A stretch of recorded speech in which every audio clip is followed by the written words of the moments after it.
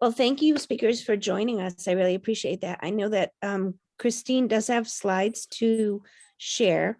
I'm not sure if you do, Patrice. Do you have slides to share? No, I don't. Okay. I think we're going to let Christine go first. She's from the Marion Institute.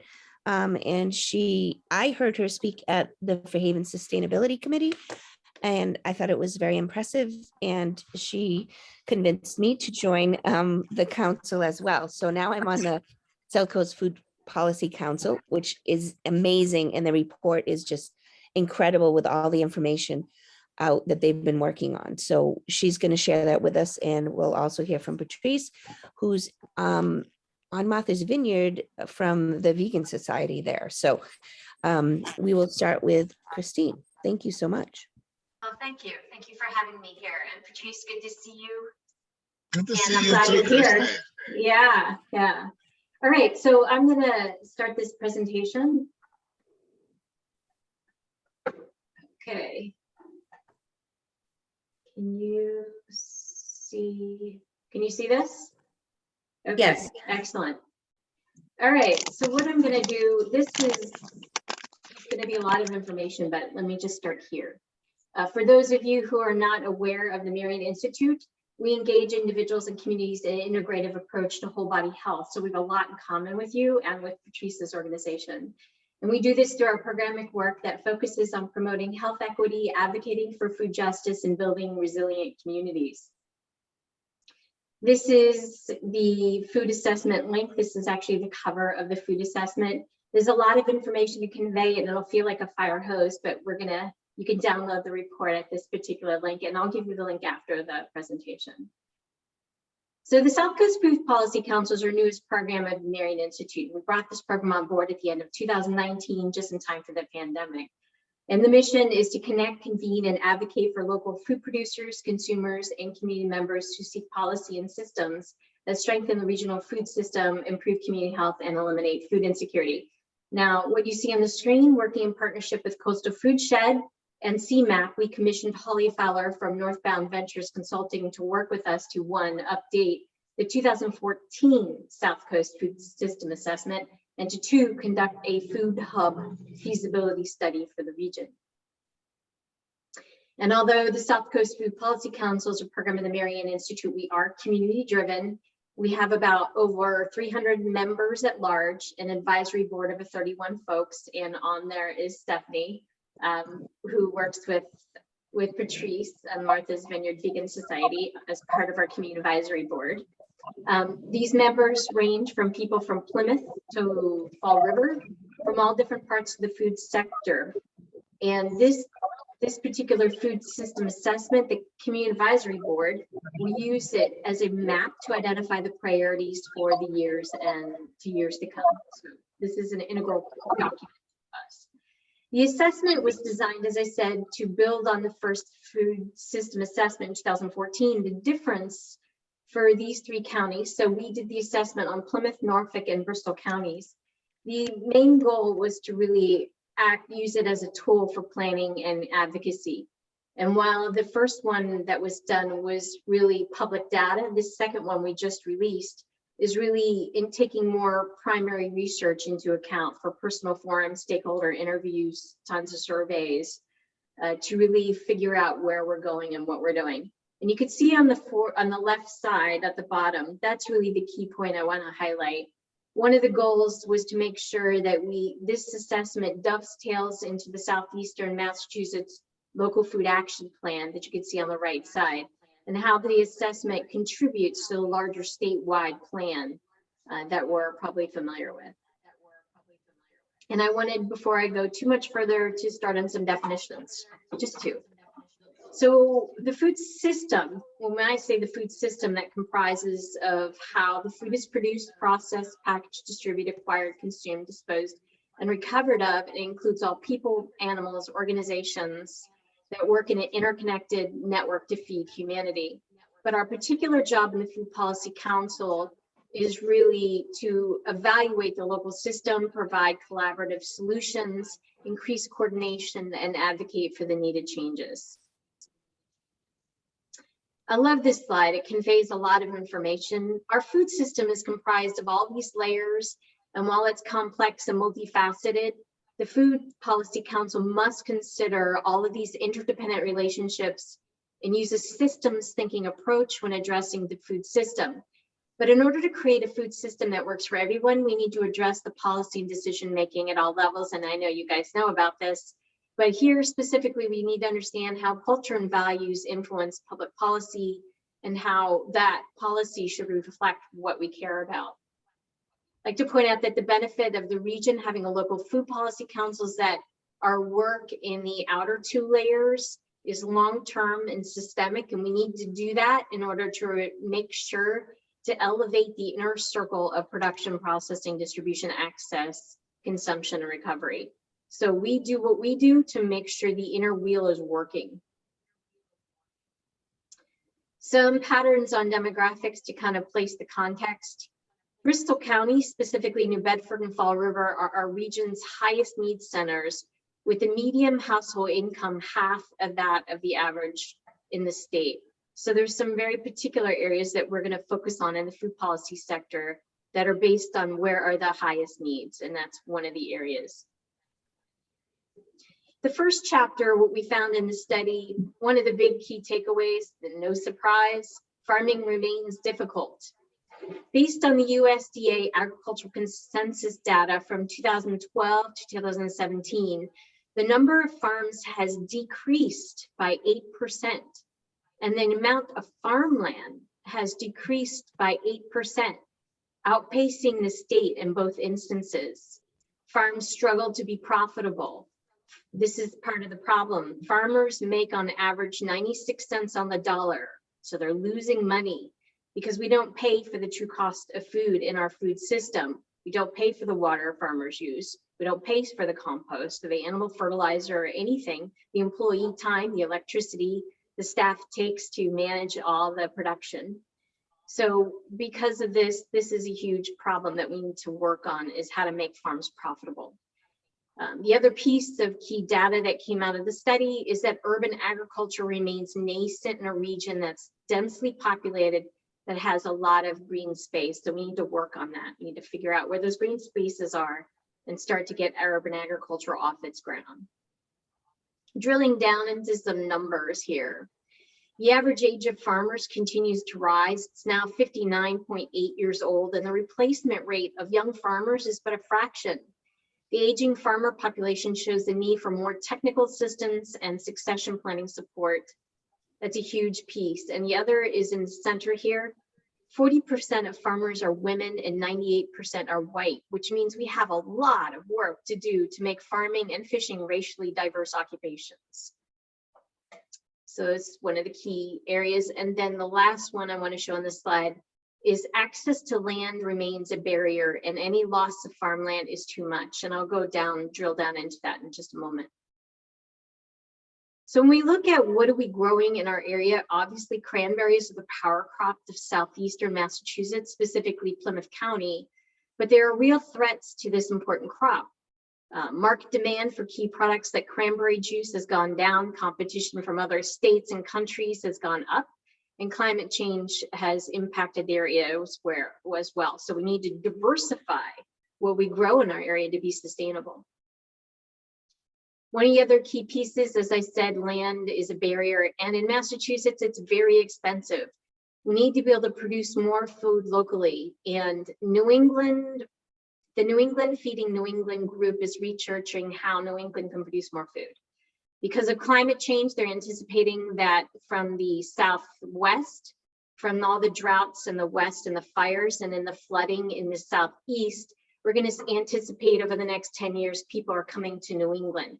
So we have to be able to produce more food in our particular areas. So that's a very big concern to us. The other piece is in our area, the right to farm ordinances are very few. Plymouth County has done a fantastic job of right to farm ordinances. They've got a lot of it passed in the towns, but not in Bristol and Norfolk counties. So that would be one area we would need to work on in the Food Policy Council. People want to raise their own chickens, farm their goats, whatever they want, and we need to be able to allow people to do that, their own production on their land or in the community. One of the things that's important is to remember in our area revolves around seafood. The counties of Bristol, Plymouth, and Norfolk are home to a combined 18 coastal towns, all with active commercial fisheries. And the Port of New Bedford remains the most valuable and most active commercial fishing port in the country. But the problem is an estimated 78% of the product passing through New Bedford is exported. And restaurant owners interviewed for the report stated they often find it easier and cheaper to buy Icelandic food than local, which speaks to something we'll talk about in the following chapter. So food processing and distribution. Those are key areas in the the chain that we have. Food that is produced needs to reach consumers for us to be able to eat it. So we have good news pretty much and bad news. So the good news is that we've added capacity since 2014 in our particular area.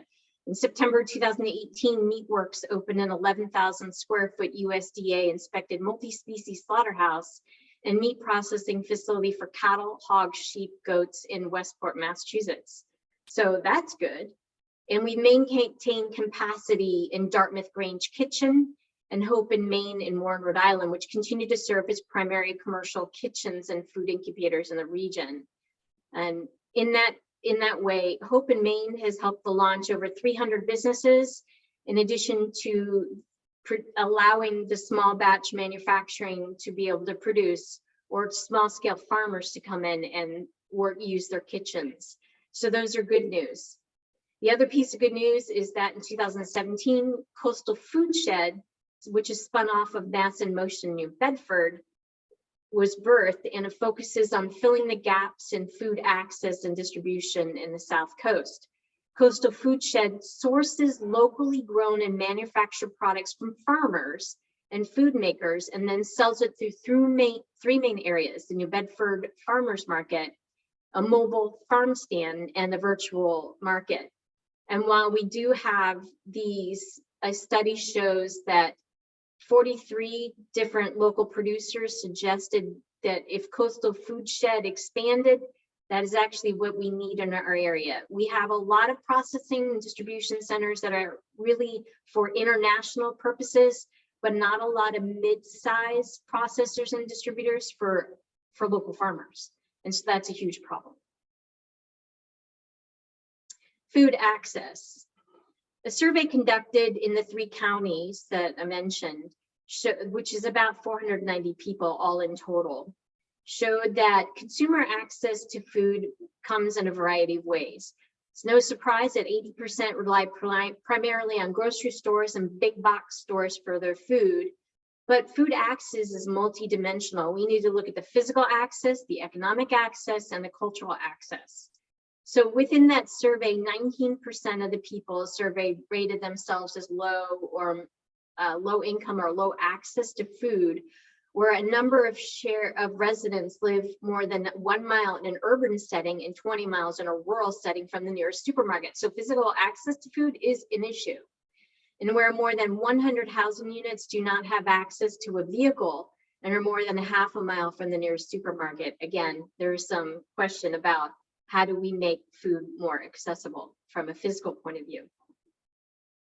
So economic access, 39% of the people surveyed said they sometimes or often worry they'll run out of food before there's money to buy more. And 30% said they often run out of food before there actually is money to buy more. So again, economic access is a barrier. And also cultural access speaks to, do the food items that we actually produce and have distributed in supermarkets and other areas, do they align with the cultural needs of the community? And if they don't, well, then we have to work with producers to figure that out. So there's some work to do there. There's also a need to destigmatize the association of using or accessing pantries and community support centers. 23% of households in the survey sample had relied on food pantry in the last 12 months. And the hardest food to get are affordable meat and seafood, fresh fruit and vegetables, no surprise. But drilling down a little bit into the SNAP gap. Participation in the Supplemental Nutrition Assistance Program has increased across 3 counties since 2014, by an increase of 9.4%, which is great. But the SNAP gap shows that 45% of people that are eligible for SNAP are not actually using SNAP, and that's a problem. The HIP, the Healthy Incentive Program participation, is even lower. So we need to figure out a way to make this more accessible to people that are eligible. So those are some of the issues. And one of the key things to note in the SNAP gap is Black and Latino communities have been disproportionately impacted by food insecurity and continue to be impacted during the pandemic now. And we've been talking about access. So one of the ways that we want to make access available to food is to put together technology that allows people to find the nearest place to food. So we're working with UMass Dartmouth and Moonberry Tech. We came up with a particular app called foodfinder.marioninstitute.org. You can use your laptop or phone, and it shows you anywhere in this region, any kind of food, whether it's a soup kitchen, a food pantry, a farm stand, a mobile farm stand, and it shows who takes WIC, SNAP, senior farmers coupons, and so on. So it's just something to know and try to use. If you guys use it, let us know what you think of it. We're trying to tweak the technology all the time and make it better. The next chapter revolves around food waste reduction and recycling. It's probably something you guys might be interested in. There is a preferred hierarchy to reducing and managing organic waste, which you can see the inverted triangle there, which when kept out of landfills benefits people in the environment and the economy by returning the nutrients back into the soil. The good news, the state organic waste policy has been successful and in effect since 2014. And it's helped to defer 1.5 million tons of food, which is great. And this year in November, the waste ban will expand to businesses and institutions that produce a half ton or more of food a week. So we have to help everybody move in the direction of, once they have that half ton, where do they divert it to? And maybe we need to have more places that actually compost and will take the diverted organic waste. The other good piece of news, food rescued and or donated has increased 30% since 2014. This is fantastic news, but we still can do more, and we'll drill down into that now. As I've said, there are 12 sites that divert organic food material from the landfill, but we have room for more. And there are several municipal strategies across our region to assist households in residential composting. But we're finding not many communities use it. Only 30 communities use it in our 3 counties. That's not a lot, so it's something to work on. Gleaning is nascent in our region, with only 1/3 of produce grown in the United States remaining in the fields. So it'd be great if we can get a gleaning program in our area. In Martha's Vineyard, Patrice, you guys do a fantastic job there. And in Boston, they do as well. In our particular area, we need some gleaning going on. So that's something we would be pushing forward. Consumer education on food labeling will help lessen food waste. There is policy in the Massachusetts legislature right now on food labeling, but it hasn't gone very far out of committee yet. But it is there. Now, for the local food economy.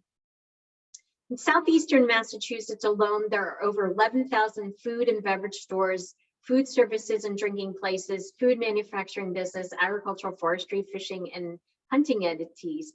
And why I'm bringing this up is because these sectors contribute a combined $5.7 billion in direct wages to the state's overall $15.7 billion in direct wages. However, across this region, we have a problem. We have an enormous amount of people working in this sector, but they don't make a living wage. And this is a huge problem. And many of the people that are working in the food sector, they're the ones who are eligible for SNAP.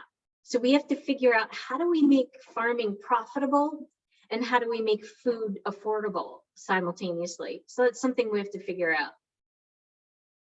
Another key piece is that I was speaking about earlier, food manufacturing. There are 388 in our area, but they are not scaled to retail markets. They're scaled for massive wholesale international distribution. So what's their role in supporting the local economy? Maybe we need mid-sized to small manufacturing for food to go on for us to be able to work with the local farmers. It's just some things to think about. And then also our region is The two main crops I've already talked about, one, which is cranberries, and the other is oysters. And in this particular area, cranberry production credited with 7,000 jobs, generating 1 billion in the economy. And the shellfish, over 900 jobs with $45.5 million going into the Massachusetts economy. 30 million of that is from oysters, and Duxbury is the king or queen of oysters in our area. So it's something to consider. We have a lot of jobs in this area, but those jobs aren't really paying affordable wages. So those are things that we need to consider. The other things we need to consider is wrapped around the actual farming situation that we have. From 2012 to 2014, the number of farms hiring has decreased by 14%, and the wages has decreased by 3%. So these things are really something we need to take into account, trying to get people into the farming industry that have never looked at it before. And the only way to do that is to really start talking about wages and profitability of a farm. So there's some things to consider in the economy. The last chapter is wrapped around food policy. All the things on the right are the things that you could take out of the food assessment and say, these are the direct implications of what we found in the research. But when we're doing the policy, there's some things that we need to consider. We need to ensure that both the land and the skilled labor are there to grow the whole production system across Massachusetts and New England, for that matter. We need to ensure that all residents have equal access, meaning physical, economic, cultural inclusivity to nutrient-dense foods. We need to ensure economic development goals are aligned, actions are coordinated, so no one is left behind. And we need to ensure we're doing everything possible to mitigate the negative impacts of climate change on health and the environment. So with that said, we'd love to hear from you if you get a chance to read through the assessment, or you want to join us, and we'd love to join you in our particular actions. Right now, I'm going to stop the share. Right now, our community advisory board is putting together our priorities for the coming year. We haven't finished it, but just know that the climate change is a huge factor in our decisions. Once we have that, we're going to develop working groups, and we're going to open this to the public, and people can jump into whatever work group they want to once it's established. I'm going to stop there. Do you have any questions? Before we have questions, I think that we did lose Patrice, Laura. Okay. He in the waiting room maybe or something. Not sure. But thank you so much, Christine. I know that is a lot of information. And I remember when you gave it to us, the first time I heard it, I was like in awe of it. And I did actually get a copy of the report. So it is something to look over and see. I do have questions, but I just wanted to open it up to anyone else. I think you did. Is this a copy of it? You posted in the. Yeah, so in there you can look at the digest, which is just a 40-page summary, or you could look at the 140-page document. There's also infographics, and there's also a PDF of this PowerPoint on there. Great. And I also did put a copy of the food finder in there so people can try that out to see with the map. It's really great to look at. So I'm not sure if anyone else has any questions. Judy, do you have a question? Yes. Can you tell Christine, I really like this presentation a lot. I think it marries both, several types of things at one time.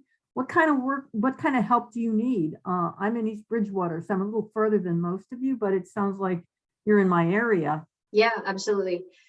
We want people to join as just members at large. Then you'll get all of our, kind of like what Laura does, you'll get all the updates of everything that's happening in the policy. And once we have the working groups identified from the priorities, then we'll turn around and ask the public, hey, do you want to join these work groups? And they haven't been identified yet because we're still working on the priorities. So once that, we would love your help, and we'd love to partner with you in advocacy in other areas too. We see you guys as a natural fit for what we're doing, and we need your expertise too on how to develop really good policy, but also in different actions that we take. And it could be community awareness, it could be just a bunch of different things. Okay, thank you. Sure. One of the questions I had after the first time was the composting, the municipalities doing like curbside composting. I know a lot of people do it in their backyard, but I think it would be great. So I wish there was more on that as far as like, I know that communities do it. You said there were 30. Was that Yeah. 30 in our area or 30 in the state? No, in our area, in the 3 Okay. counties. The issue is, so on one of our new community advisory board members, Marissa, is actually on the, she works for the big recycling center and recovery center in New Bedford. Mhm. So we're actually going to be relying on her to really give us the inside scoop. She said they've been doing public education and trying to give away compost bins, and they just haven't had any takers. And they have huge amounts of grant money that's been unused. So this is one of the areas we'll probably be working in, to be honest, and trying to help the community. And it takes an enormous amount of education first. Okay, great. Thank you. Just aside, I've been composting for over 10, 12 years, and my easiest is vermicomposting using worms. Have you guys heard about that in this area? I started it in New York.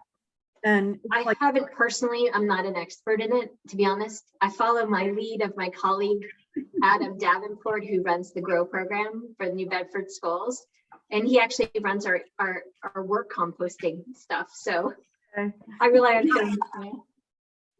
But that's great. That's great. Any kind of news like that. And if you guys want to join as members at large, or we have a food alert group.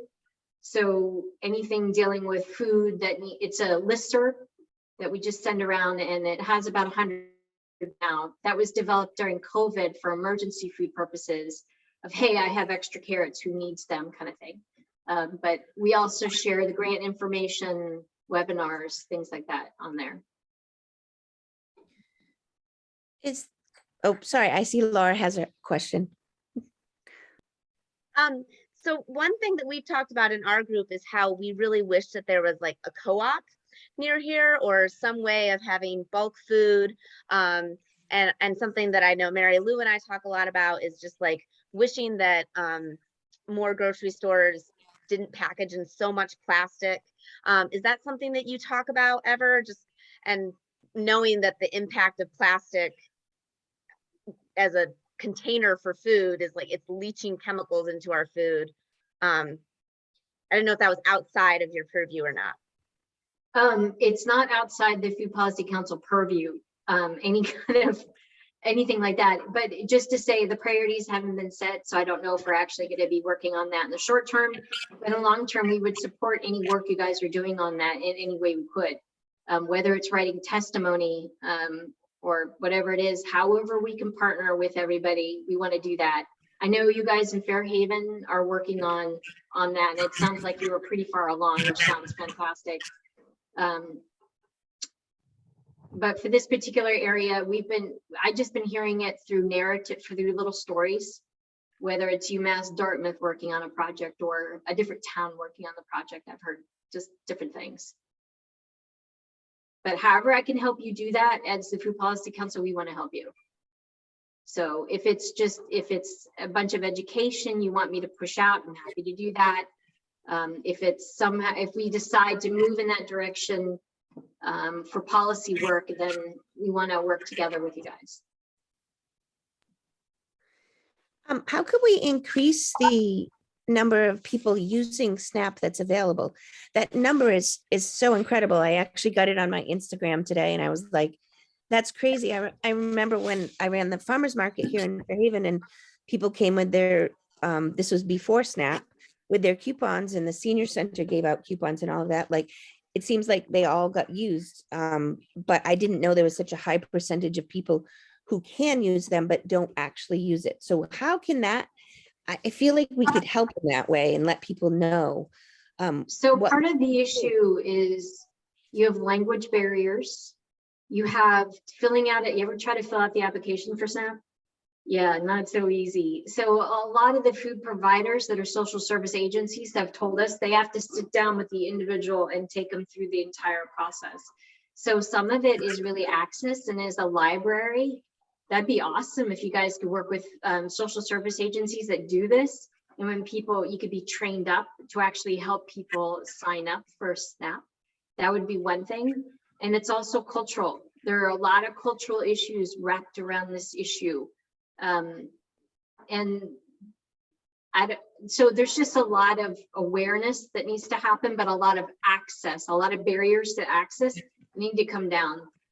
So those are the issues we have to address. If you're not aware, Project Bread has gotten state money to work on the issue. And part of the issue in our area is we haven't done on the ground research. Nobody has in these 3 counties of what is the actual issue. However, having said that, what we're finding across Massachusetts, with whatever survey they do with SNAP, they find commonality among the barriers. And so those are some of the barriers I listed. Those are just from the general surveys across Massachusetts for SNAP gap barriers. So those are the things we need to work on in our particular area. It's a great question. Thank you. I do think this involving social services, and I like the idea of having the public libraries have workshops. And also maybe some high school students could help with language. If there were Spanish classes, who could help with that? And, or Portuguese classes. I think that would be a great, interconnection there as well. Yeah. Are there any other questions anyone has? All right. Well, thank you so much, Christine. I really appreciate it. And I hope that we can work with the Marion Institute, definitely. And we would really love you to be 100% committed as well. You can talk to Liz Wiley about that. Thank you. I've spoken to her many times about it, and I know it's on her radar. And I hope that, that would be one way that you can definitely help us out on Absolutely. our end, because we would love to be a partner with you on that as well. Likewise. And anything you're doing, we want to partner with you too. So thank you. Thank you for your time and listening. I know it's a lot of information, so thank you. All right. Thank you. All right. Good luck with stuff. And I put my contact information in the chat, I think. Yeah. So yeah, let me know, and I'll be happy to push information out there. I know you're working on some things. Okay. All right. Take care, you guys. Thank you. Christine. All righty. Bye. Bye.